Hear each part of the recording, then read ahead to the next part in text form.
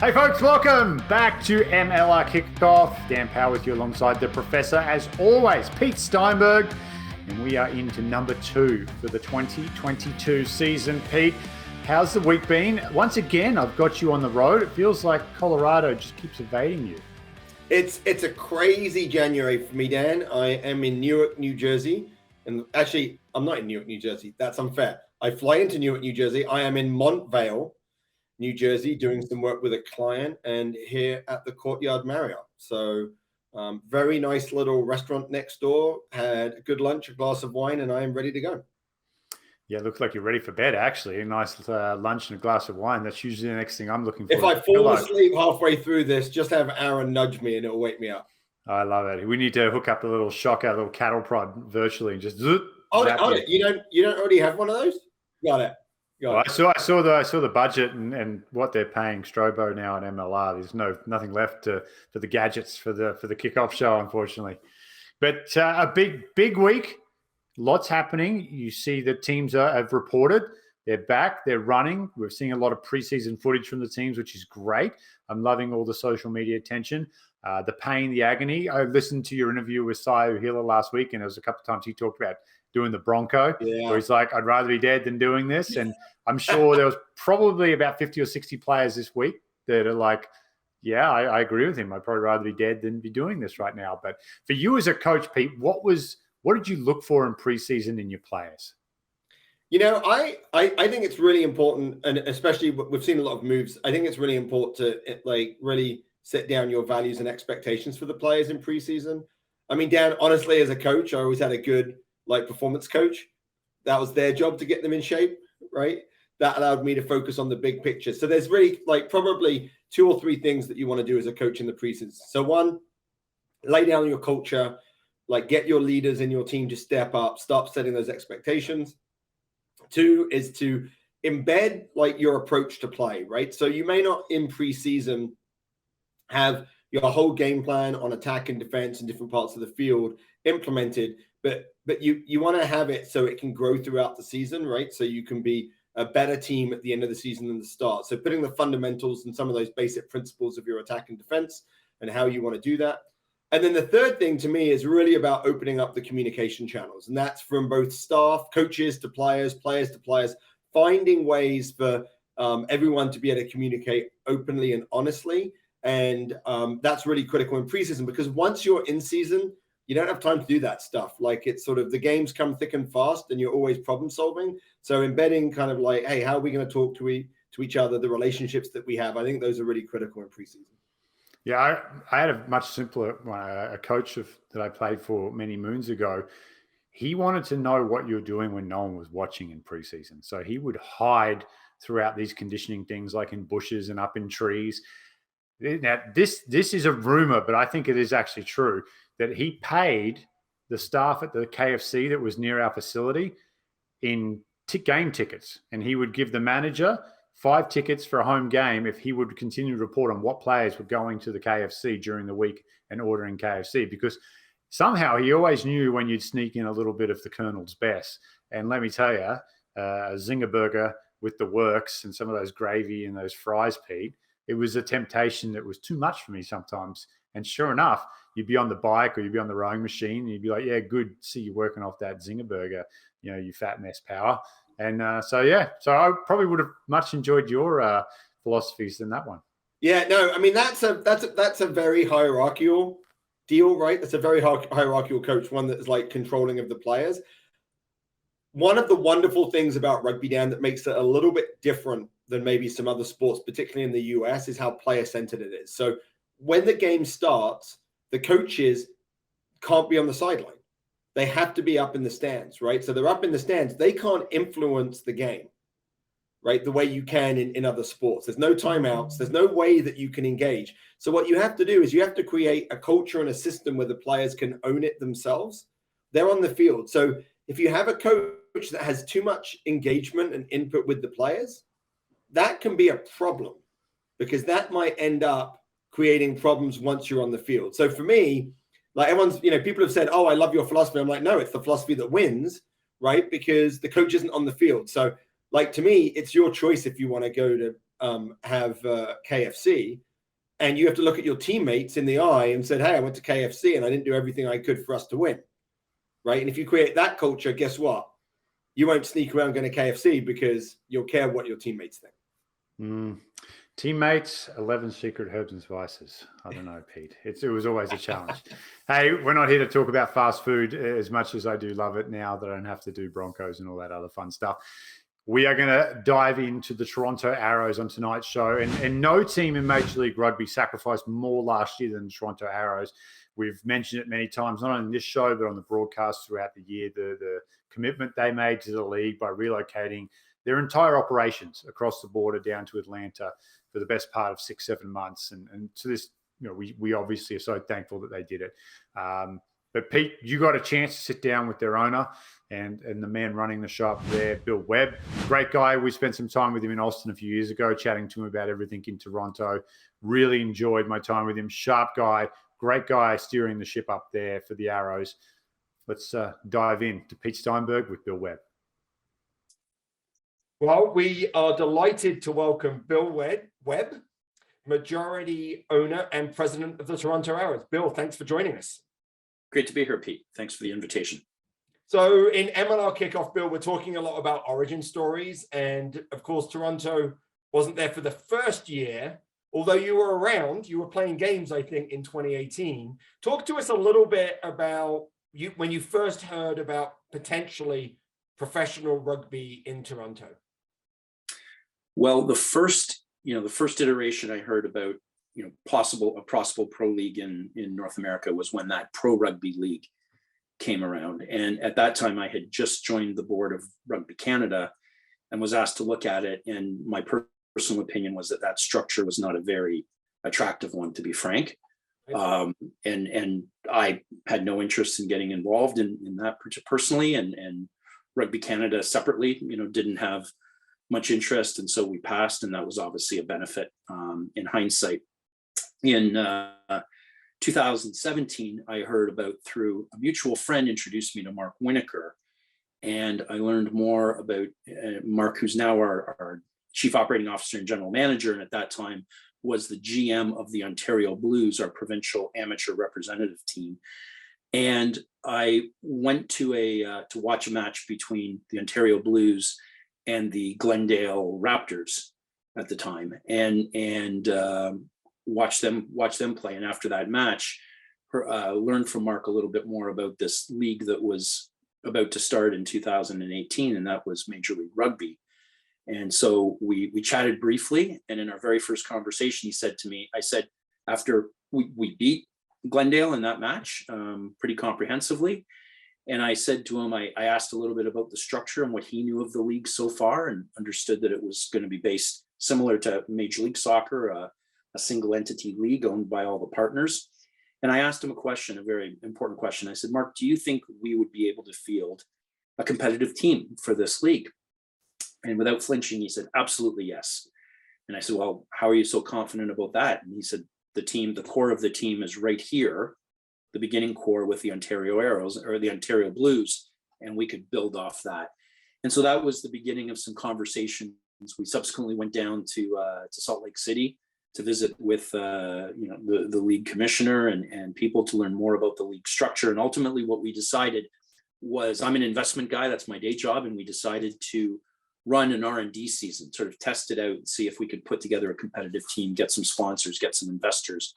And that was the beginning of what was then called the Ontario Arrows at that point, but before we had applied for league membership.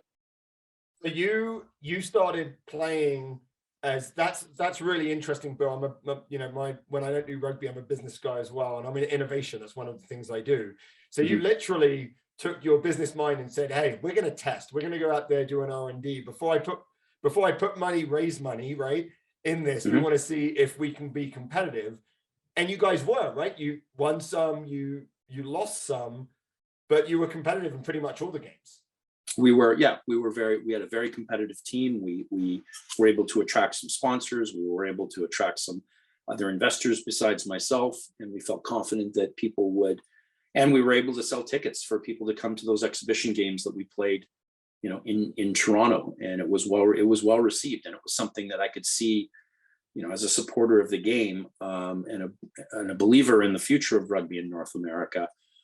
I could see where this sort of structure and this sort of entity would have some real promise, and we could build a world-class sports and entertainment organization as part of what would become a world-class league, and knowing that North America, both the United States and Canada, is a very strong focus for the growth of this sport from World Rugby sponsors and rugby fans around the world. So there was a real opportunity here to do this. Now, we want to share a little bit with people that may be new to the game about a little bit about sort of the culture and tradition. And Canada has a very strong culture of rugby, a lot of it from its relationship to the UK. And Toronto itself has a very strong foundation. Can you talk a little bit about how important that was for you when you started thinking about creating a professional team? Yeah, rugby's been played in Canada since going back to the 19th century. In the early 19th or the early 20th century, very early 20th century, played. The All Blacks came to visit back in the day. There were overseas touring teams, so the sport has been around for a long time. The first rugby match in North America was played between McGill University and Harvard University back in the 1870 something. And grew from there. If you look, it's interesting, if you look at the Canadian Football League, which is our gridiron, as they would call it overseas, our version, of American football, the Grey Cup, which is our equivalent of the Super Bowl, actually says on it, "For the Canadian Rugby Union Champions." So at some point along the way, oh wow, that's amazing. That's a bit of trivia. That's a great connection. The trophy got away from rugby as Canadian football evolved. But we've had a strong tradition of playing the game from coast to coast. The biggest hotbeds, just due to population and climate, are Ontario and British Columbia, are two of the bigger unions, and we have Rugby Canada as our national union. Each of the provinces has a provincial union or a provincial sports organization, and the sport is played by men and women. Obviously, I like to point out to people that it's the only contact sport where men and women play by exactly the same rules. And Canada has, in spite of our failure to qualify for this coming World Cup, which I think the Arrows really hope to be part of rectifying that situation for following World Cups. We've obviously had to deal with the pandemic. We've been to a quarterfinal before. Our men and women's sevens have been very competitive over the years, and our women's 15-a-side team came second in World Cup earlier in the last decade. So we do have a proud tradition. There's a bit of a rebuild going on for the men's senior program that the Arrows are proud to be a part of, but it's a sport that's grown, and in particular, it's been growing amongst women, which is great to see. So you decide you're going to join Major League Rugby, and you've got to stand up both a team and an organization from scratch. What were some of the things that were surprised you in that process, and what were the things that really challenged you? Well, the number one challenge was obviously the time. From the time we were actually admitted to the league in November of 2018 to the time we were competing in February of 2019 was less than 60 days. It was around 60 some odd days. Now, at that point, we had created an exhibition squad, playing just exhibition games, but we had to do a lot of things: negotiate a broadcast contract, hire and staff, full-time positions, because prior to that, we had to finalize contracts with all the players. We had to supplement our roster with a few overseas players and some players from other parts of Canada, quite frankly, because not everybody who competed on that exhibition squad, the Ontario Arrows, was able to play on a full-time basis for us. So we had to fully staff the roster. We had to staff the front office, negotiate broadcast contracts, negotiate sponsor agreements, which we did. We had to sell tickets. We had to brand the team, which we did as the Toronto Arrows. and named after the not that all Americans know this, but the Avro Arrow was probably the best jet fighter in the world that was developed in the late 1950s by Canadians. And we named it after the Avro Arrow, something uniquely Canadian that we could be very proud of. And had to field a team and start competing. And so time was of the essence. And those were all the pieces that we had to, pull together. It was quite a, remarkable effort. I was really pleased though by, it was when we pulled the trigger and said, okay, we're doing this. The fact that we had investors come forward, the fact that we had a broadcaster, TSN would cover the games coast to coast for us, and the level of support from some critical commercial sponsors. It was the support's been very good, even before we got to the challenges of COVID and whatnot. From the beginning, people were very supportive.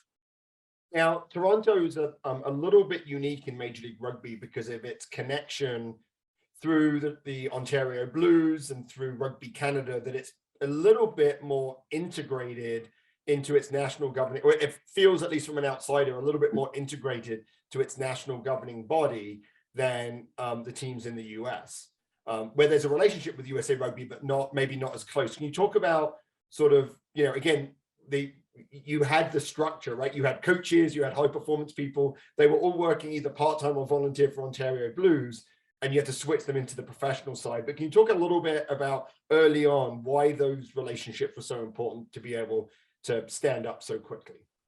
Sure. And to clarify, the initial relationships were primarily with Ontario and the people who had worked and coached with the Ontario Blues. So Mark Winokur as general manager, Chris Silverthorne as coach, Corey Hector, who had been coaching the Blues at age grade and also in the university system, our analyst Roden Lozada, our medical staff. Many of them had worked with the Blues or with Rugby Canada at various times over the years, and they were willing to get stuck in and sign up for not huge pay, but to get involved and support the game. And we had the benefit of people knowing one another. There was some cohesion both off the field and on the field. Again, the team wasn't 100% Canadian, but we made a commitment.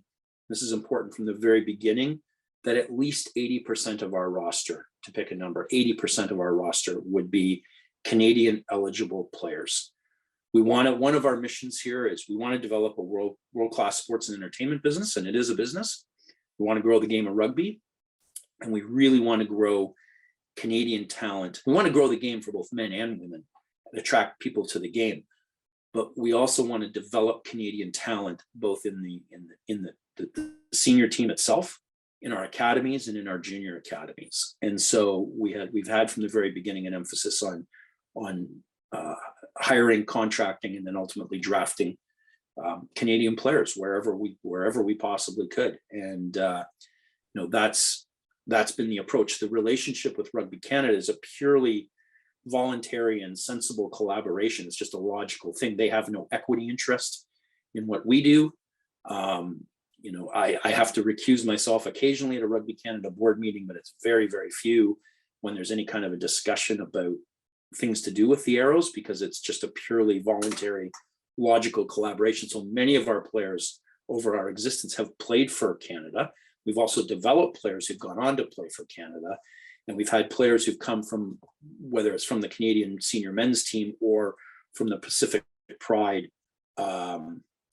Academy, the Rugby Canada National Development Academy, also known as the Pacific Pride, where some of those players have come to play with us. So it's been great in order that we could play, and there's been changes in calendars. It's been complicated with COVID, but we would hope that as many of our players, our best players, would qualify to play for Canada. That's obviously the decisions of Kingsley Jones and the Canadian coaching staff. We have nothing to do with that, but we want to produce players that are ready to play for Canada. And on the other hand, we want to be, one of the important things we say is we want to be the destination of choice for the best Canadian players who want to play in Canada. It doesn't mean if you play for the Arrows, you're going to play for the national team at all.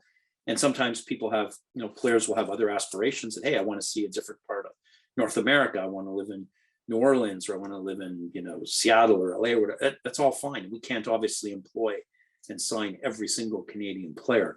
But what we do try to do is get a mix of the right type of players, and just very, very good Canadian players. They may or may not be the best, but we want them to want to play here for their, for the only Canadian team in the MLR, to play in front of Canadian fans, to develop cohesion. If you look at, and it's not lost on us, we had the same idea, but we don't have the same degree of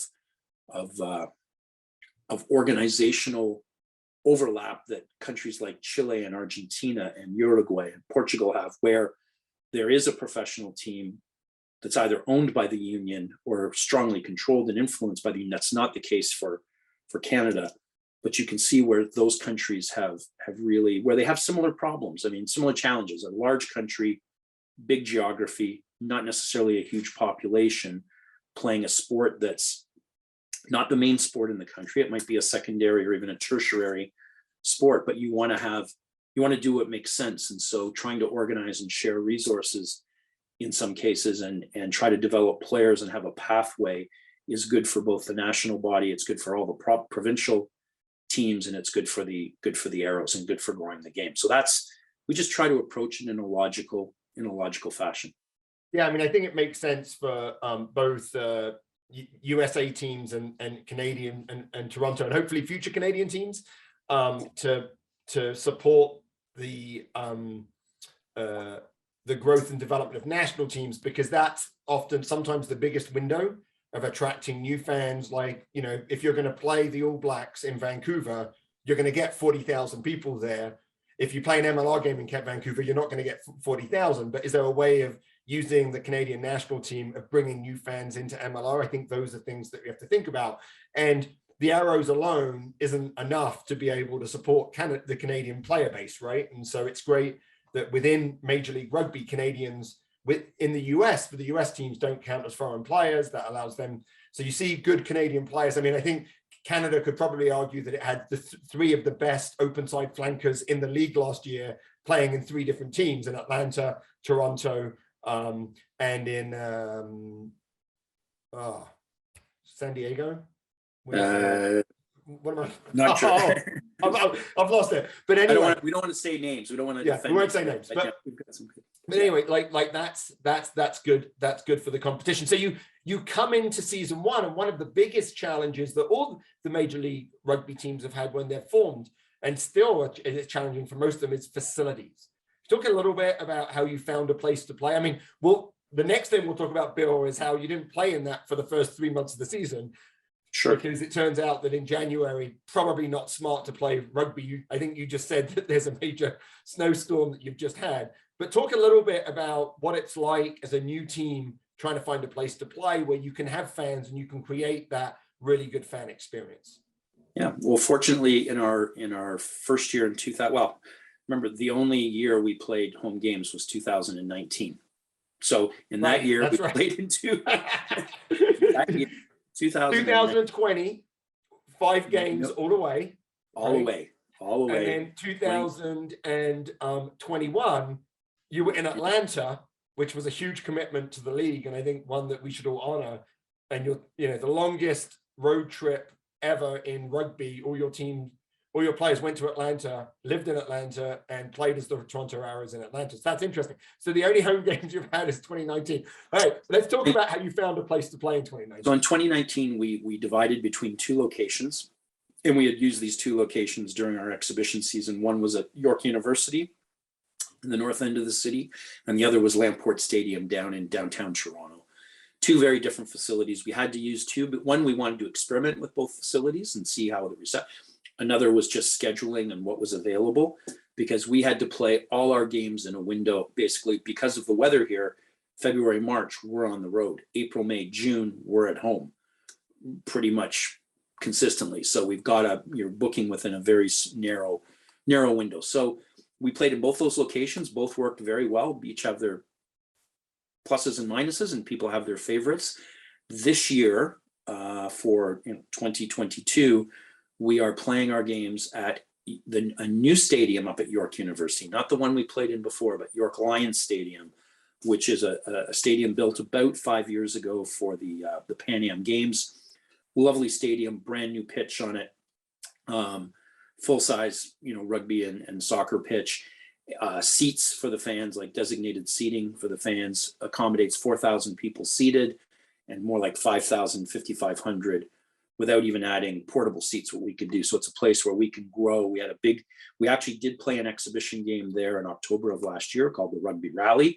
It was sort of an Arrows 15 team versus the Atlantic Selects. And that was the first game, wasn't a regular season game, but the first game we played in 2.5 years. And the fans loved it. They loved the location. It's a minute from the subway stop. It's very easy to get to.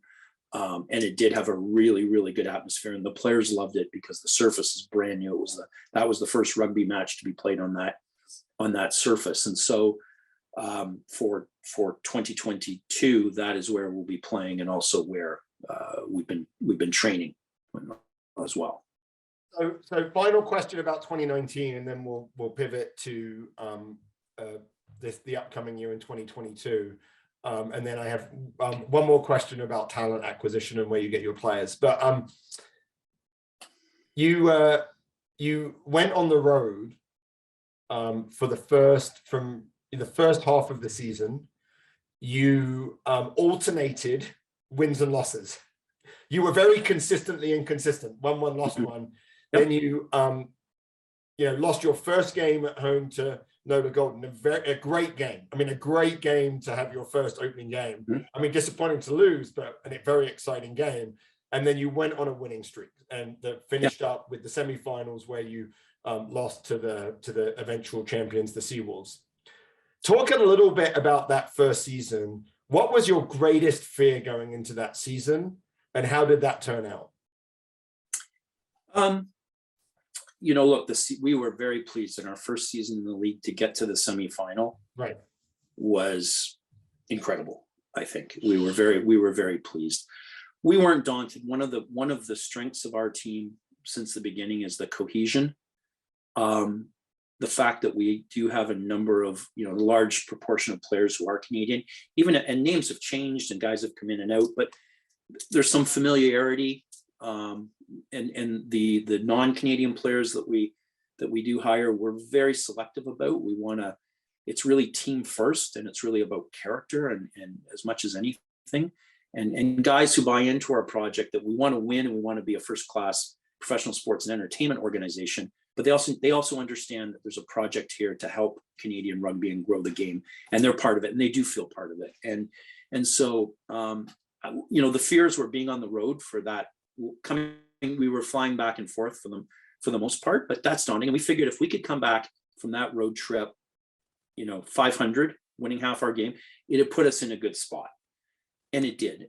We outperformed in the last half of the season. I mean, we really turned it on, and kudos to the guys and to our staff. And in that particular year, we had the lowest injury rate in the entire league. So kudos to our medical staff, kudos to our strength and conditioning staff led by Sean Harrison, keeping the guys in shape, and mostly kudos to the players who really looked after themselves and really on and off the field.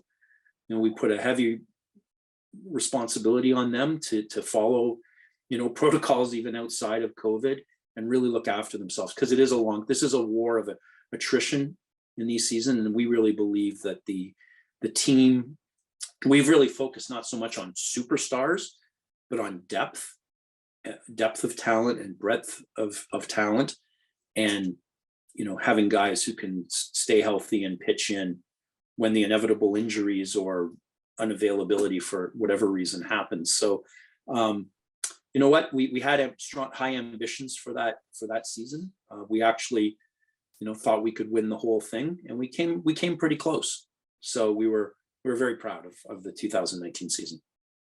Let's talk a little bit about your overseas recruiting, because you talked about being a place of destination for Canadians, but Toronto's also been pretty good at recruiting some players from South America. I mean, Gaston Mieres was early, Thomas de la Vega, which is sort of maybe not the place you would think someone from Argentina or Uruguay would be the Great White North. Can you talk a little bit about, and then Sam Malcolm has come back. So obviously it's very attractive, someone that went off to play in Japan. Can you talk about what makes maybe Toronto, the Arrows, maybe the city itself, a little special for some of those overseas players that creates it as a place that people want to be, despite the fact there might be snow on the ground for the first 3 months of the season? Yeah. Well, first of all, I'll say, even separate from the Arrows, Toronto is a wonderful city. It's incredibly cosmopolitan, very multicultural, lots to do, very, very tolerant society. I mean, Canadians are pretty laid back. It's a really good place to live. I mean, I've lived all over the world, and you know, Canada is great, and Toronto's a wonderful city. There are other great Canadians, but Toronto's a great place to live. Great food, great clubs, great culture, sports. You know, it's a real sporting city as well. We love winners, so there's always a lot of pressure here, and we've got every major sports league is, you know, here in Toronto. So there's pressure, but people love their sport. As an organization, we first of all, it's really about the type of player that we're attracting. As I mentioned, it's really about mentality, culture, etc. But the way that we've sourced these players and found them is really through word of mouth and our connections. So, you know, Mark Winokur, Chris Silverthorne have been on tours with the Ontario Blues in the past and made connections with folks in, you know, Argentina, Uruguay, Chile. We have a relationship with we have a networking relationship with the Hurricanes in New Zealand. They've been helpful in guiding us towards players, you know, both in their system and otherwise. And we've just got a lot of great people on the team with a great network, and we keep our, you know, eyes and ears open. We try to focus on countries where, and this has proven really helpful in COVID times, is where it's really easy to get visas. You know, we're a Commonwealth country, so focusing on countries where it's relatively easy to get a work permit for Canada, just because there's an inevitable delays and everything. So that's how we've gone about it. And then what's happened later on is that players have referred other players, and that's the best situation, when a player can go and tell somebody, hey, I played for the Arrows, you know, really good setup, good people, they looked after us well, no, not always perfect, and hey, we had to go through a really tough year in Atlanta last year, but there were some benefits to that we can talk about as well.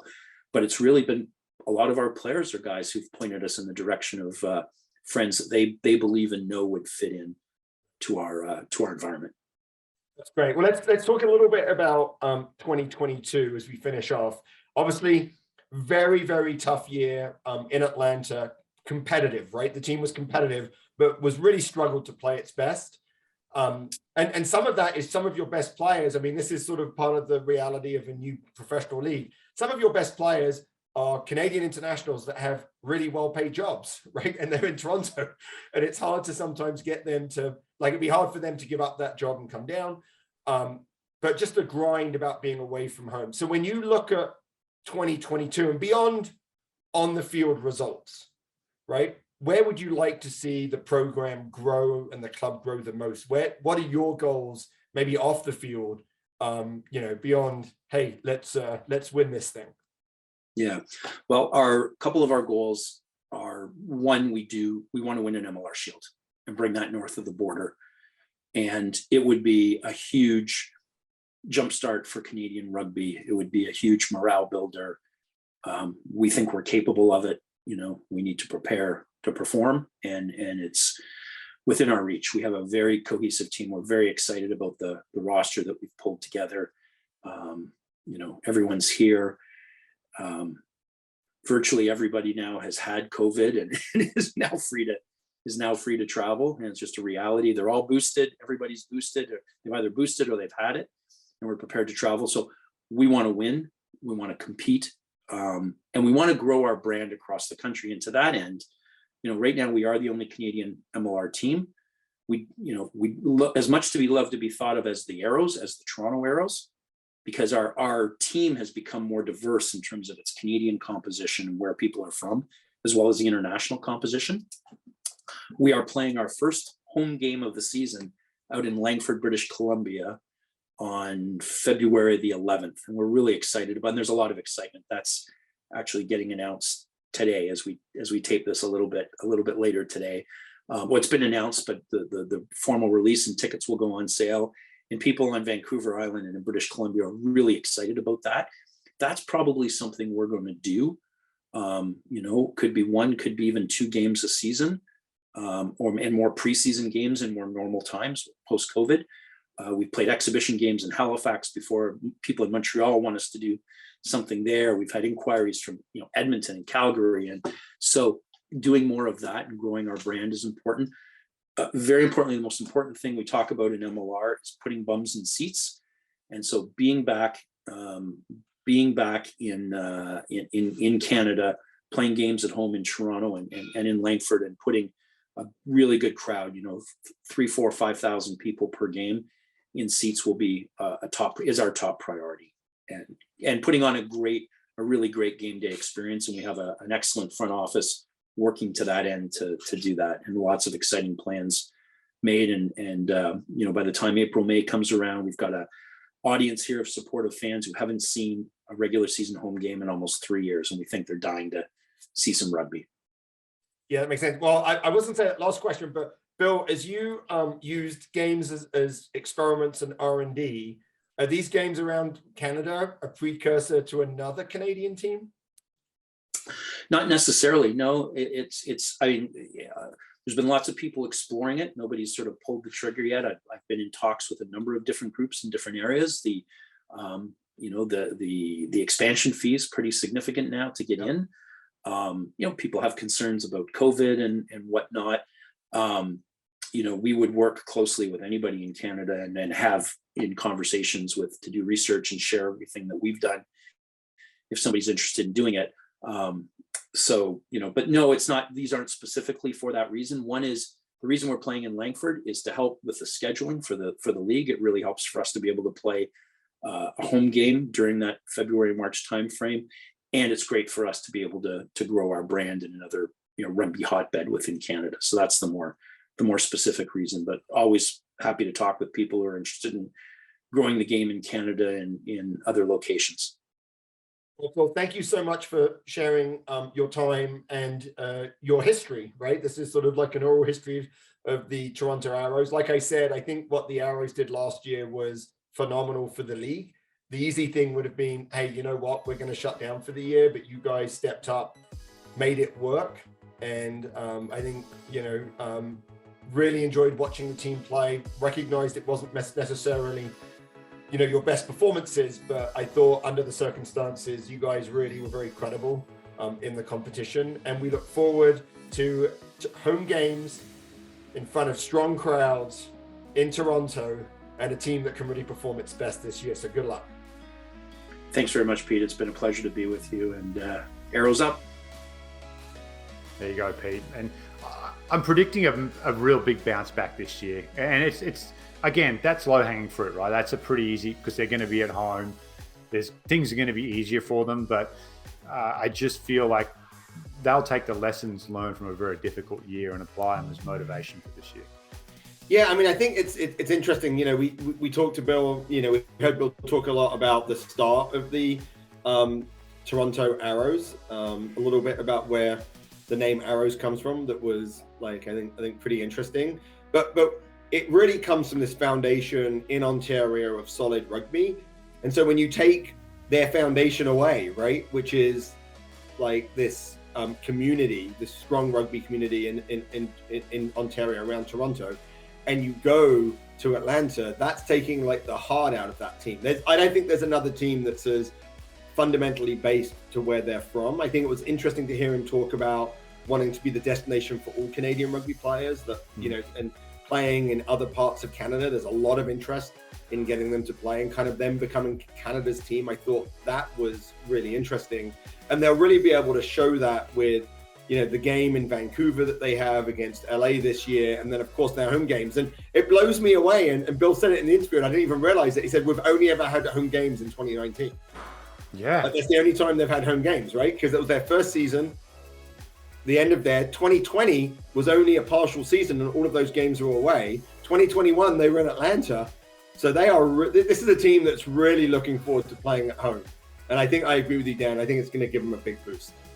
I mean, I may still have a little bit of COVID fog here, but you kind of say 2019, you're like, well, that was just last year. Yeah, You're like, it's hang on a exactly. second. COVID fog It's is exactly 2022. What's happened to the world? Exactly what it is. Well, you talked about heart and soul. I don't think there's any more heart and soul player in the team than the guy we're going to talk to next. Truly believe that the Arrows can build an entire franchise around this guy. He's a superstar, not in the making, in the present. I think not only for the Arrows, but for Canada as well. It's number 7, probably the most dominant force at the breakdown in Major League Rugby since he came into the league in 2019. Lucas Rumball, I got a chance to chat with him earlier today. All right, joining us now, Toronto Arrows and Canadian international, Lucas Rumball. Lucas, firstly, welcome to the show, brother. How are you holding up? How's the off-season been for you? And what's new in your life? Thanks for having me. Holding up pretty good here. We got dumped on in Toronto yesterday, actually, about 60 centimeters apparently. So we had a snow day on the Monday there. Tons of Zoom meetings, but we're able to get the cars out and get into training today. So very happy to be able to do that. So for our American fans that are dying on their system of measurements and staying with inches and all the other weird ones, it's probably what you reckon, about 3 feet of snow? I guess. I don't know. It was enough to cover wheel wells of most cars. So it'd be a lot of buried cars around the streets right now. God, no wonder you guys are so tough up there. I don't know how you do it. Well, mate, we've got you on here. We wanted to learn a little bit more about who Lucas Rumball is, how you got to where you are today, and where you're going in the future as well, not only with the Arrows, but with Canada as well. Let's start international because it's kind of relevant. Some dark days for not only Canadian players, but fans as well, missing out in the World Cup and the first time in the men's. Tell us a little bit about the camp and things leading into it. Was, in hindsight, were you seeing things that were a concern going into those games against Chile, or are you as blindsided as everyone else by these results? I wouldn't want to say blindsided. We respected our opponents. I think we just let ourselves down at some key moments there, and we were a younger team with a lot of guys coming through, and Rugby Canada itself and the team has kind of been struggling since probably the second year that I started playing with them. So for us, it's kind of, I guess, a big moment where we can, either pack it all in and be disgruntled and not put a step forward, or we can come back stronger and really use this, qualified for 2019 via the repechage and the skin of our teeth kind of thing. And then it was sort of feeling that way again, how we were going down a similar path, but now we have a good amount of time to build a solid base and get some guys, moving through the MLR, playing a higher grade of rugby, so that when it does come to those internationals, they're switched on and ready to go. Yeah, you're 26 now, so for you, another cycle is not a huge stretch. You'll still be, in your late 20s by the time 2023 2027 will roll around.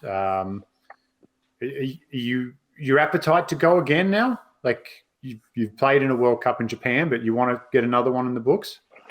100%. I think playing in one is kind of like it just feeds you to want to keep going back and go to as many as you possibly can. I know myself, I'll play until, the body doesn't let me do it anymore, and I'll just keep throwing my body out there until I'm not getting selected anymore. So for me, there's no doubt in the fact that, I want to play in 2027, and hey, if the body holds up, maybe in the next one. Yeah, well, let's talk some happy stuff. I didn't bring you on here to get you all depressed about international rugby. So we'll talk some exciting stuff. Toronto Arrows, you come into the league in year 2. You have an absolute stellar first season, debut season, go on a tear on the road, and then come home very strong in Toronto. What we expected, the Ontario Blues becoming the Arrows. Tell me about 2018, though, the year before the Arrows come in, sitting back and watching Major League Rugby. What was the atmosphere? What was the feel through the Canadian camp? A lot of guys went to Seattle and some others smattered around the league. But internally in Toronto, you guys knew you were going to come in. And when did you know you were coming into Major League Rugby? And what did you think of it as it was sort of kicking off year 1? I was excited. I've been watching, obviously, like any rugby fan of the league, and seeing how good it was, seeing the quality of it in its infancy, and was kind of excited to get into it. I was actually training on the island in Langford at the time, so I was based out west, and the Ontario Arrows were playing some of those warm-up preseason games with MLR teams and competing really well. I unfortunately had some injury trouble at the time and couldn't make myself available for those, but I was sitting at home on the couch and really just kind of itching to get involved because, one, it was, a really, really good opportunity to play some really good rugby, and two, it was fun to see the boys, the Ontario boys and that staff and those guys come through and play at that high level and show that they can do it. And it was really exciting for me to watch that. And then I was just gung-ho to get into it in the next year. Yeah. Any temptation to come in year one? You said you obviously carrying some injuries probably made it difficult, but any of the teams, the original teams, reach out to see if you'd be interested in year one? No. Idiots. I was at school at the time, to be honest, at Queen's University. So I was really focused on my education. And then I shifted out west with the Canada program. And that's kind of where I guess laid dormant until the Arrows entered the league. God, I wish I had your sensibility when I was your age, Lucas. My life would be so much smoother now. Good mother and father. Good mother and father. Shout out to Mr. and Mrs. Power. Thanks a lot. You let me down. You could have been like Mr. and Mrs. Rumball. But so let's talk in. Year one's an absolute stellar. Like we said, you have unfortunately what would prepare you for 2021, right? Like the road trip at the start of the season with the weather. You guys, I think it's 10 straight or 8 straight on the road. It was something ridiculous like that. Then you come home and just incredible at home. I think you only have one loss in your home stretch there. Playoffs. Go to Seattle. What happened? The semifinal, the Seawolves, they get you at home there. What happened there? Just a little bit underdone, underprepared? What was the feel for that game? I have to draw on my memory pretty 2 years back, I know. I think the boys honestly were just pretty banged up. Yeah. They're pretty banged up. I had, hopefully this is a theme, but I, again, had a little bit of injury trouble with my knee there. So I had to sit out actually against Seattle. I did my meniscus when we were playing them at York. We put a good show on there and really brought it to them. But I think we started to run into a little bit of fatigue and injury trouble, and that was the year as well where we had to play. I think it was like 3 games in like 9 days or something. So guys were pulling some big shifts in there, and had a few injuries and guys who couldn't travel to Seattle. And Seattle honestly brought their A game and showed why they were where they were and why they deserved to be at the top. So I don't think it caught us by surprise. Well prepared, and the team was looking forward to it. I think just they were the better team on the day. Yeah, Stoller said he's going to kick every penalty like your face is on the end of the ball to show how silly you guys were leaving him out of the international team. He's retired now. We can make fun of him, right? It's sounds about right. Yeah. Well, let's talk about from that season, which was. Of course, the last I heard, Stoller's farming somewhere on the island out there in Victoria. So I don't think he's getting up to too much nowadays. Yeah, he's farming all right. Pharmaceuticals. Better watch the border there for store the trucks going through. Just make sure customs open those up. I'm not sure. Him and his mate Pablo doing a little business up there together, I'm sure. Well, let's go to a year that Arrows fans and players alike are probably going to want to forget. The ultimate sacrifice year, right? You uproot your lives, go to Atlanta, and you're there for a year.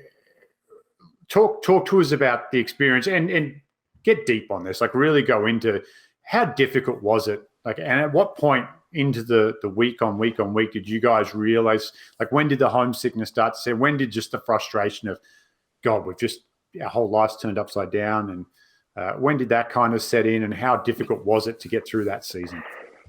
I'll start by saying I don't think anyone wants to forget it on the Arrows side of things. I think for us it'll be a really big driving factor. It's an experience like anything in life. If it's bad, if it's good, you need to take things from it and use that to better yourself as a person, as a team, as an organization. I think we can do that, and we have done that, and we're looking, forward to this year being able to cross the border again, have a home, and get back to that continuity of week in, week out, preparing for games in your own home venue, traveling or staying at home. Just the kind of regular rugby that we're used to. To say how tough it was definitely way harder than I expected. I think we were so focused on COVID up here, and it was a unique situation for us, being in Canada as well. We had different regulations for training. At the start of it was, are we going to be able to train? Like, what are we going to be able to do? Can we meet up? Like, what are the rules or regulations? We want to stay, on top of everything, be doing things proper. And what was the season going to look like? All these different questions were going through our mind, and the players group and the management and coaches, I think that was the biggest worry. And then when we got a plan in place, it was, okay, we'll just get down there. Things will be easier when we're down there.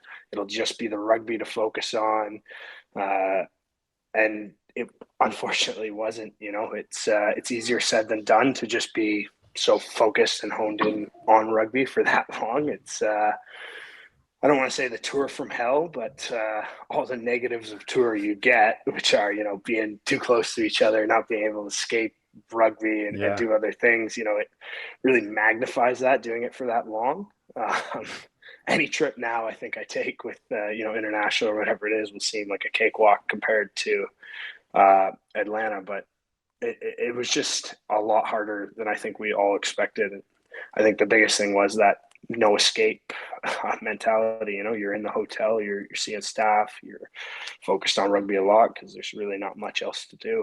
And those quiet comforts of home, friends who don't play, family who, just want to chat about how you're doing, or, your dog or whatever it is, it's not there. Yeah. So it becomes, you have to cope in other ways. And, some guys don't do it as well as others. And, even for myself, there are times there where you're just like, what am I doing? Like, I could be doing this. It'd be so much easier. But luckily I had, a good roommate and moments there that you can pick from. But overall, it was definitely way harder than we had anticipated. Yeah, you imagine having a black cloud roommate in that situation, the old sad panda. You get back from practice and they just keep going down and down. I'm sure, dude, it's tough. I agree. I think not just rugby, like any walk of life, any profession, if you immerse yourself in it too much, I don't care how much you love it, eventually it's going to, the well runs dry and it becomes difficult. But let's talk about you personally. I think at one point in the season, and I'm going to apologize in advance because it's the curse is a real thing. I may have done this to you. I've called you the head and shoulders league MVP, best player in the comp. You're absolutely killing it. Even in some tough performances, the losing side, you were just absolutely killing it. You're at the breakdown, absolute machine. And then I'm not going to say the wheels come off because you're still playing good rugby, but man, the season just sort of went bang, like a brick wall. And I'd say it would have been around that round 9, round 10. Is that kind of when things really, even Fergie's pep talk started to just get a little boring? Yeah. I think it just was a long year for me. I played a lot of minutes. I was putting together a lot of 80 minutes and 70 minutes there. So I think it started to add up on me. I tried to cut my hair there so I wouldn't stick out as much. Maybe I'd blend in with the crowd to get a few more steals. But unfortunately, they caught on quick. I think they had my number. No, I think the success early in the year, honestly, was due to that COVID kind of break there and not everyone playing. I think they got away from some fundamentals of the breakdown, and I just found the opportunities were plentiful at the start of the year, and they not dried up, but there was definitely less of an opportunity at the end of the year to be getting as many steals as I was at the start.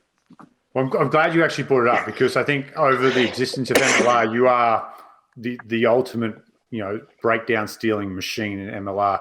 You talked about fundamentals. Obviously, they're key. Without giving away the secret sauce too much here, but for younger fans and viewers who watch this, who play 7, who want to model their game around you, what are some of the keys that you're looking at when you're going into, your defensive breakdowns and you're looking for those turnovers? I think a lot of it is an attitude thing, to be honest. A lot of the times you will be the first guy in there, but you're going to have to take a hit or two to kind of stay with the ball and get out. And you hear that a lot in games is didn't survive the clean out or wasn't on his feet or things like that. People put themselves into really, really good positions, but they can't take that extra little shot or something like that that knocks them off balance. I think it's having that, it's cliche and kind of old school, but having that ability to just stick with it, I think will pay off. And some days, honestly, it's just not going to be your day at the office and you will just take a beating, but it will be rewarded on maybe the next week or the week after. All right. Who's the one player in MLR that you hate seeing come in the opposite direction at a breakdown? I've been seeing it a lot in my career. With provincial stuff, it'd be Matt Heaton from Atlanta. He definitely knows all the tricks of the trade, and he's cleaned me out a fair few good times, and always, gives me a smile, a smack on the head, something after to let me know he's there. So. That's good. It's good the teammate. Isn't it weird that rugby is one of those unique sports where you actually go hard on your teammates sometimes, and some guy that you don't know, you have no relationship, like you and Heath are obviously Canadian teammates and competitive for that 7 jersey internationally, but in a good-natured way. But you go as hard, if not harder, when you see each other. But yeah, it's good. What about on the opposite side when you're defending, when you're tackling? Who's the toughest ball carrier to bring down in MLR? Ooh. Well, this year I'm definitely going to be a little fearful of Benny Lesage. Seeing as he's on LA and he's a strong, powerful runner. So I haven't been on his side for a while, and seeing how he moves and how he attacks, I'm definitely, I am looking forward to it, and I'm excited to see how it goes. But he'll be in the back of my mind probably all year. I think he is. Yeah, I couldn't understand a word. The voicemail left me a day ago. So good. No, he's a good player. I think he'll do well down there. I think that back line will suit him well. Him and Meeks in the centres will be pretty interesting. It's not bad, eh? I like it. Oh, it's not bad at all. But hey, everyone gets better, and you just got to combat it. All right, mate. Let's talk. Let's talk the future. We talked the World Cup. Happy with the Arrows? How long you signed in Toronto for? How long can the Arrows fan expect to see Lucas Rumball? I signed another year here. I've extended, used my contract extension. I don't plan on going anywhere in the MLR really anytime soon, to be honest. My parents are 20 minutes from where I'm living right now. They got the dog there, and the family's in town, and the team really does make you feel at home. So for the foreseeable future, I guess. There is a family connection. It's actually my older brothers who were in high school at the time, and their high school teacher, Paul Duras, got them involved in rugby at the school. And I was looking for something to do in the summer when I was in grade 8, and basically said, hey, you should go play for, the Bonnie Beach Rugby Club in the summer. You'll meet some good guys and you'll have fun. It's a physical sport. I enjoy playing like hockey and football and things like that. So I said, sure, let me jump in, give it a shot. And I haven't looked back, to be honest. It's still really good buddies with a lot of guys off that team. How many fake teeth do you have, Luke? I gotta go to the dentist and get this one sorted soon. I think my cap's ready. Fang, so, I didn't know what was going on with you. Had a cap and you've lost it, or? I had a cap from when I was really young. I can't remember at the time. It was not hockey. It was rugby. No, not rugby. No sports. I was brothers. No brothers. Oh man! So it was actually my sister was in stuck in a forest somewhere, and I don't know. I was young. I think the Polar Express movie had just come out because I remember sitting through it after I had done the tooth, and my sister screaming, I can't get out of the forest. I need help. Whatever. And so I'm like, oh, sweet. I'll just run in and sort you out. Start running through some bushes and just boom, right into a rebar pipe sticking out of the ground. Smashed the tooth in half and, cut my lip open pretty good. And it was my aunt's first time watching us as kids. So she was all concerned and I'm smiling there like, oh, no, it's all good. Don't worry about it. What's your auntie's name? Aunt Kim. Well, I lost you there, mate. So. What was it? I said Kim. Auntie Kim. Shout out to Auntie Kim. She got kids now? Or did that scare her out of it? 2 kids. Oh, God. Almost bigger than me now, to be honest. God help Auntie Kim's kids. They'll either be the toughest kids on the block or they have the most stitches. Definitely. Well, good, man. Hey, super excited to see you back out there. And I'm sure more than anyone, Toronto and the fans of the Arrows are excited to see you guys get home and play. Stadium-wise, I know that there was an announcement you guys have made a move to a permanent home for this season, right? Yeah, we're up at York University. One game in BC. Stadium. One game, out there in Langford. Yep. And then, we're at the stadium that they did for, I think, the Pan Am Games up at York there. So quite nice, quite new, and should be a good atmosphere. If I'm a new fan in Toronto, convince me to come out to a game. What would you say?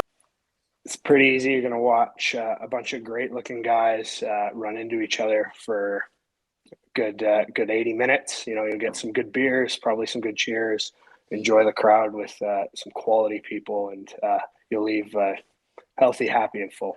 Oh, mate, sign me out. If I could watch 15 Lucas Rumballs in those little shorts every day, season tickets. I love it. All right, buddy. As always, an absolute pleasure, mate. I've loved watching you play throughout the first year's MLR for Canada as well. You've got a long career ahead of you. Exciting times up in Toronto. Welcome back to Canada, and hopefully a good year for the boys in blue and white up there. Thanks for having me. Looking forward to ripping into this year. There you go, Pete. Listen, you and I are big fans, huge fans of what he is able to do and how quickly he can turn a game. Unsung hero. But I think the accolades are starting to come in on just how important he is. And we saw it this year when and I chatted to him about it as the season kind of ground on, and it affected him personally and his performance. And I think it's no surprise that once we saw that dip from Lucas Rumball, that the Arrows, kind of trended the same way. And it's hard to fault them when we look back at what they did. Well, I mean, you're right about the heart and soul. I mean, he played he just plays 80 minutes every week. Right. And I don't know how sustainable that's going to be next year. Right. I think that one of the challenges that Toronto have is how they can take their back row was so good, but they only had 3. And so their back row played 80 minutes every game, and it just wore them down, that and the travel. But I agree with you. I think that, there isn't anyone that's better at the breakdown than Lucas Rumball. His body position's amazing. I think actually the thing that gives him the advantage is probably 2 things. One is his work rate. He just works so hard. If you just watch him, this might be a good little tip for people that are new to the game. Watch a Toronto Arrows game. Don't watch the ball and just watch Lucas Rumball, and you'll see how often he gets into the breakdown and doesn't get the ball. And when he knows he doesn't get the ball, he gets out again. It's just a phenomenal work rate. But then he has this great ability to read the space, right? And he knows when he can go attack the ball and turn it over, and when he can't. And so just like one of those players that you just want on your team, he'll win you like 2 or 3 balls a game, and that's really invaluable. But he'll also win you 2 or 3 penalties, which is just as good. And so, just a wonderful player. Did you? I mean, I think that it would be interesting to know, what he's going to do with his hair this year, because it's really easy to spot him when his hair's crazy. If you weren't across the street at the restaurant eating food and drinking wine, you would have known that he's growing the hair back out, much to the begrudging of his girlfriend. But Toronto, the mayor came out, got 500,000 signatures for Lucas to regrow the hair. Samson, bring him back. No. And dude, he set the stage beautifully for week 2 to run up against his old teammate, Ben Lesage, as well. And, he talked about him and Heaton, like teammates for Canada, but they bang heads when they played Atlanta. He's just absolutely fizzing to have a crack at Ben Lesage. Little drift across from Gitto, turn Lesage back inside. Rumball's just going to be peeling right across. And just, what are the ribs called? The intercostals? 4 and 5 around there. Just bang! Little rib tickler. Can't wait. All right, Pete. Well, that's a good segue. We're talking defense, smashing. You're going to go into the lab now. You're going to break it down for us. We did attack last week, but you got to play both ways in rugby. You've got to be able to do this just as well as the attacking, defending. In fact, most people will argue premierships are won on defense championships are won on defense. So break it down. What is defense? Well, defense is the opposite of attack, Dan. Like That's it. All right. Thanks for joining us, folks. Next week, dig in. Well, I mean, dig in. So the deal is that we talked last week about attack and we talked about the concept of space. And so when we talk about defense, it's all about denying space, right? And there's basically 3 areas of space on the rugby field, right? So there's space that's wide, right? There's space that's in front of the attack, and there's space that's behind the defense. So there's 3 things that you want to be able to do when you play defense. You want to take away the space that's in front of the attack, and that's really taking away time, right? So and most defenses make a choice, right? They either commit to say, we're going to take away the space in front of the defense and we're going to leave the space out wide, and we're going to challenge the attack and say, you can't move it out that fast. We're going to cut off, we're going to come and hit you before you can pass that ball. And that's how Atlanta plays, right? So Atlanta plays very much pressure defense. They launch forward all the time and they just deny time to the attack, and they try and knock down the attacking ball carrier before they can move it wide. Very, very good defense, right? I love it. It's like how I want to play. But they leave that space out wide. Interestingly, another very good defense last year was New York. And New York's defense, also very good, but New York actually gives up that space, right? They say, we're going to let you go forward near us, right? Close in, because that's where we have a lot of defenders. And that gives us time as a defense to cover wide. So they drift. You'll hear the term drift, right? So they'll drift out and they'll cover the wide space. And so defenses have to make that choice, right? You can do both. It's really, really hard. I don't think you can actually do both really effectively against a good attack. So defenders have to make the choice about, are we going to defend the space in front of the attack, deny them space, cut them off, and leave the space wide? Or are we going to defend the width and let them go forward close in? And that's what defense is. Those are the 2 major parts of space you think about on defense. There is one more, and that's behind the defense, right? And so you think about kicks, and part of defense is being in a position to field the kicks. Okay. And so there's that deep space that defenses have to think about, and you'll see a lot of rotation that happens. You'll hear rotation, and that means that there's the scrum half will drop back, and the back 3, the wing, the fullback, and the wing, they will rotate. So one wing will come up to take away that space that's wide, right? They'll deny that space that's wide. That means that the fullback has to cover the space where the wing was. That means the wing has to cover the space where the fullback was. That means the number 9. So you'll see this rotation where they always want to make sure they have someone, because the goal of the attack on a kick is often, I just want to find grass. I want my kick to land in the grass. It's a funny shaped ball. It could go anywhere. So if I get it on the grass, then I'll be really effective. And the goal of the defense is always to catch the ball before it bounces, because if I catch the ball before it bounces, I can attack really well. So defense is really about that. It's about the choice about which space you want to defend, and then really committing on how you defend that. Yeah, I think commitment's probably the key word there, right? Defense, a lot of people say this. There's the technical side to it, which is true. You train, you defend, you drill it, but it's an attitude. You got to want to. It's a physical game. You have to want to be in front of another body and commit yourself to it. I sprung this on you last week. Top 3 attacking players. I'm going to do it again, Pete. I'm sorry. Top 3 defenders. Who are your top 3 players to watch defensively in Major League Rugby? So I'm gonna add one more thing to the defense, because then I can choose my player, right? Okay. So there's one more thing you need. Whatever your defensive structure, what you need is time. So when a tackle is made, right, you want to slow down the ball that the attack can win in that ruck. So the tackle's made, players from both sides come in. We talked about this a little bit yesterday. Last week, right? And and what you want to do is you don't want to let the attack win the ball quickly, because if they win the ball quickly, they can move it before you defend your structure. So there is that one piece about contesting for possession. And if you contest for possession really well, right, then you're able to slow down the attack. That means that you can build your structure and you can commit. You can be effective in how you commit, right? Because you just need time to build that defensive structure. And so we've already talked about him today. The person who does that the best is Lucas Rumball. So for me, it doesn't matter what kind of defense you play. If you have a Lucas Rumball on your team, like that flanker, that open side flanker that can slow the ball down, you can play an effective defense. If you don't have that, it's really hard to play effective defense. So number one would be Lucas Rumball. One of the players, and he wasn't able to show it last year because he was pretty injured, but one of the players that defends that space in front of the attack, that launches and really cuts off the attack is JP Duplessis. Steal players. It's just you do. Oh, hold on. Well, you asked me who my top three were. You didn't say that you were going to have a top three. Same as last week. Why are you going to go off script, man? Why are you going to go lone wolf for? Okay, so then my third person. Okay, all right, fine. I'll let you go too. So let me. JP Duplessis, very physical defender, wins the contact, and is really good getting off the line and shutting down the attack. Okay, Dan, you get two.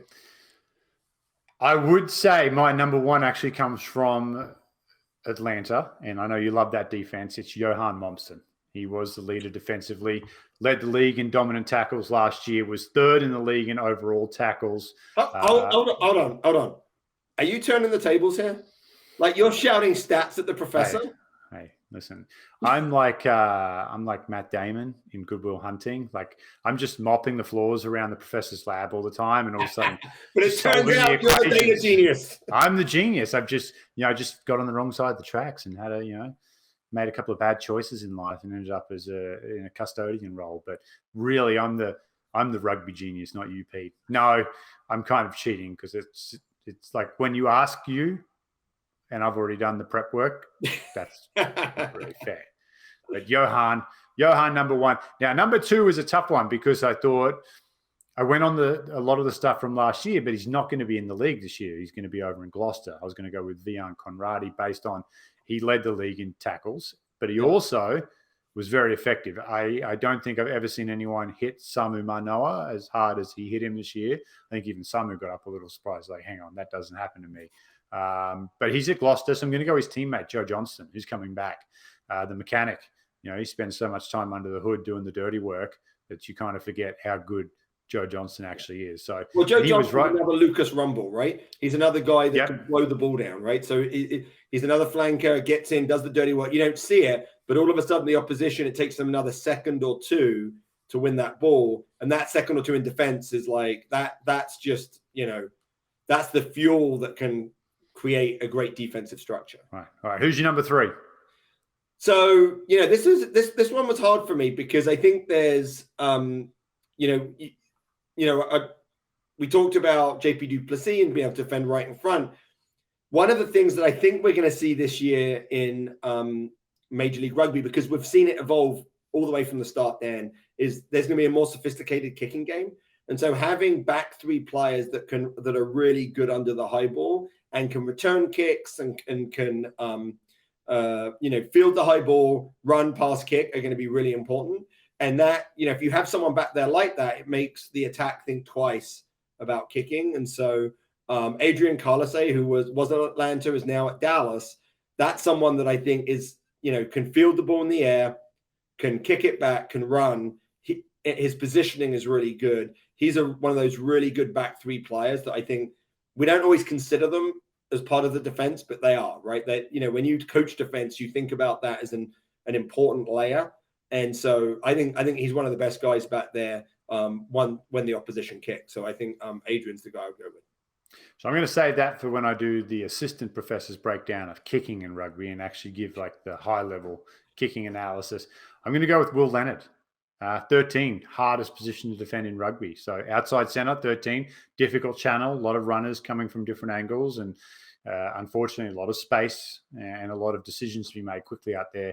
Will not only was the number one, tackle count for outside centers, but he was the number one back in all Major League Rugby. In fact, he led New York in tackles as well. So there was no forward at New York who had more tackles than Will Leonard last season. So impressive numbers.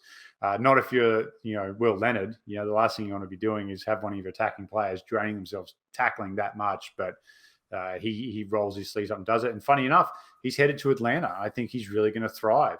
We saw his old teammate, Mark O'Keefe, have a great start to the year in that system as well.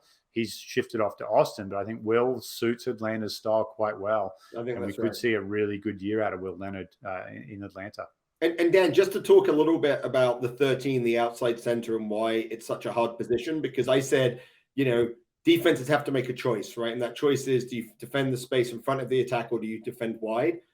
The 13 is the person that has to do both, right? So the 13 is the person that has to launch hard, try and cut off the attack, try and get there before the ball gets there so the attack can't go wide. But then if the attack gets outside them, they've got to be able to defend the width. And that's why it's the most, it is the most difficult position on the field to defend, because it's the one person that has to do both of those things in a defense. And I like the choice of Will Leonard. I think that's a good one. And I think that I will say that there's one person that I'm going to shout out, because the decision making of the 12 in defense is really important. And even though they don't make a lot of tackles, they're often the person that can communicate. And I'm not sure I've seen anyone in the league as good as Shalom Suniula do that when he was playing 12 for Seattle. So, if you want to see someone who can change their lines, be able to communicate around them, and be able to read what's going on in the attack, which is it's maybe the most difficult skill to learn. Shalom has done that so well over the years for Seattle that when he's not there, their defense basically doesn't work, right? What he was communicating after all these years. I spoke to Brad Tucker and JP Smith. They said what he's actually saying is when he's pointing, he's going yours, yours, yours. And that's why he's so good. He's right, well, he's like 30, and JP. Like in his early 30s, he's like, I'm not making any of these tackles. He's like, you take him, as long as someone takes them. Like when I played, when I played fly half, they used to call that the English point tackle. Yes. You point it and go, your tackle. Yours, always. Yours. Yeah. I used to, whenever I saw Samu lining up, I'd be like, hey, get off quickly. He's yours. I'll get the blind winger if he comes in though. Don't worry about him. Now Johnny Ryberg's playing. You imagine that? I don't have nowhere to hide. Oh man, I would. Ryberg and Samu running me. Anyway, we're reminiscing too much here. We're going to the fog of past glories. It's starting to cloud my glasses up here. Great show, Pete. Great show. When this one drops, we'll be a little over 2 weeks away from Game 1, 2022. Wow. Yeah. I mean, it's like it's right right here. So catch our stuff on the Rugby Network and wherever you get your podcast. Leave your reviews. Love to hear from you. We got a couple of Twitter shout outs. So look for MLR Kickoff on Twitter. If you have questions, let's start putting those questions there, and we'll see if we can get to it. So love to hear from the fans of the show. See if we can get a little Q&A with the professor. Yeah, let's challenge the professor. Get some questions in there that you want to really get answered. Sometimes. Yeah, well, we know like if you're a long time listener to the show, that's easy. Just make it a pop culture question. Rugby. You can test me with one last tangent, I swear to God, and then we'll be done. We did a pop culture quiz. We had a little couples dinner a couple of nights ago, and they were shocked because we've just moved. So we're in a new neighborhood. This should be in the banter section. I'm sorry, everyone, but just moved, and we played Battle of the Sexes, and I had the game won within 15 minutes, and they were just like, how does your husband know all this stuff? How does he know who the Powder Puff Girls are? And I'm like, hey, retention of useless knowledge is my strong suit. Well, I mean, Dan, to be fair, like both of us on the road a lot, you've got to fill time, right? You've got to fill time. You get to the point where the United, you've seen all the United shows. There's nothing else to see, right? I must have watched Bohemian Rhapsody 30 times last season in legs. I just fast forward to the Live Aid, watch the Live Aid bit, and be like, how good is Freddie Mercury? All right, let's wrap it up. Another show for the Professor, Pete Steinberg, Aaron Castro, Ryan Ginty, our partners at the Rugby Network. I'm Dan Power. This has been the MLR Kickoff.